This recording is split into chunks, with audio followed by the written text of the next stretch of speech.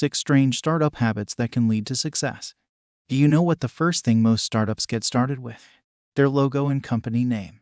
Hours or even days are often spent on this, even before the startup knows how it will make money and how it will add value. Don't you find that a bit strange? This video is about strange habits of startups that may not be so strange after all. 1. First, a company name and logo. It indeed seems logical to first understand what you are going to do as a startup and how you are going to add value. However, for many people, the company name and logo have great symbolic value.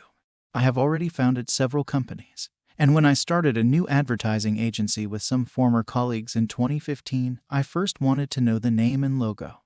We knew we wanted to do something in the advertising world, something with strategy and campaigns, but the exact details were still vague at that time. During a brainstorming session, the name Mind D came up. The second D stood for the, giving rise to names like Mind the Purpose, Mind the Nature, and Mind the Commerce.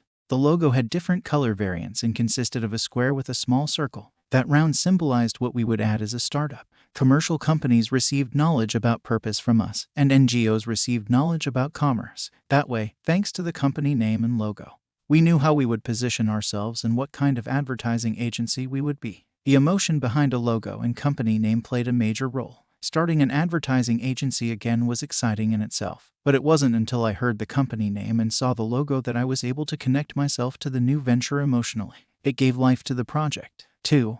Find investors before you make money. There are startups that believe that they can raise money from investors with just a good idea.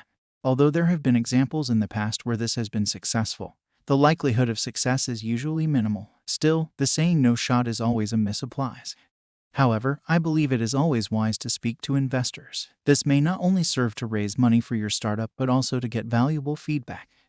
Investors often view your company from a different perspective and have insight into the value you add. You can learn a lot from that. Moreover, investors often have an extensive network and can be of great value in a later phase of your startup when you are ready to raise capital. Building these relationships can be very beneficial to the growth and success of your business in the long run. 3.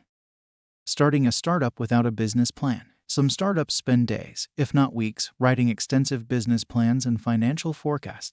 While I appreciate this approach, it is not always the best path. I am able to draw up a business plan and financial forecast in 2 to 3 days. This is thanks to my market knowledge, experience as an entrepreneur, and skill in writing such plans. When I make an estimate, I can draw on a wealth of past experience from various companies. But if you don't have that knowledge and experience, it can sometimes be better to just start. Every startup plan I've ever written turned out to be hopelessly outdated after about 6 months. And I'm not the only one to whom this happens. The fact is that you cannot predict the future. And as a startup, you have to anticipate unexpected circumstances that arise. By simply getting started, you can gradually develop your plan based on the experiences you gain. This way, the assumptions are tested against reality, and your business plan becomes more solid. In my approach, you start with a plan, but you also adjust it as you go along.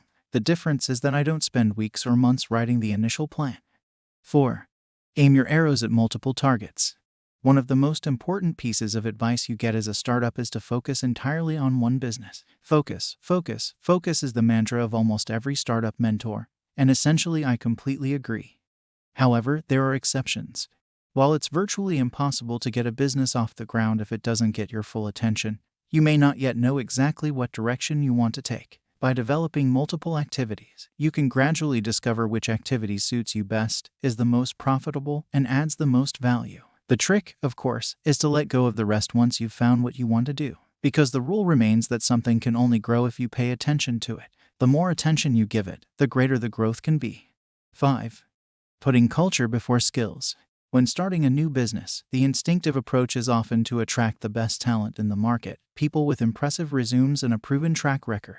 But in the dynamic and often unpredictable world of startups, there is one aspect that is just as crucial, if not more important: the company culture. Imagine a team with brilliant minds, each an expert in their field, but without synergy or common vision. The result: a fragmented approach, clashing egos, and a lack of cohesion. That's why more and more startups are opting for culture fit over technical skills. This doesn't mean that skills don't matter, they are absolutely crucial. But what is even more crucial is a team that works in harmony, with shared values and a common vision. Such a team can overcome obstacles, adapt quickly to changes, and most importantly, grow as a unit. In my first startup, Not everyone was an expert in a certain domain, but everyone was willing to go beyond the boundaries of their job description. Whether it was addressing the media during a PR campaign or packing packages after office hours, the team did what was necessary, because what we shared was not just a task, but a passion, a vision, and a common corporate culture. 6. Daring to launch a finished product. When launching a new product, people often strive for perfection. A flawless product that customers love seems like the ideal route. However, in a rapidly changing world, waiting for that perfect moment can mean missing out on valuable feedback and market share. That is why more and more entrepreneurs are choosing to start with a so-called minimum viable product. This is a version of the product that has just enough features to allow it to be launched and collect the first reactions from customers. The target: learning from the user experience, understanding what works and what can be improved. Communication is important here. By being transparent about the fact that you are launching an MVP, you manage customer expectations instead of disappointment. This can lead to a community of users actively involved in the development of your product. They feel heard and appreciate the opportunity to have a direct influence on improvements. So, while it may be tempting to wait for the perfect version of your product, launching an MVP early can provide vital insights and build stronger relationships with your customers. It's not always about perfection, but about progression and adaptability. Thank you for watching, and don't forget to like and subscribe.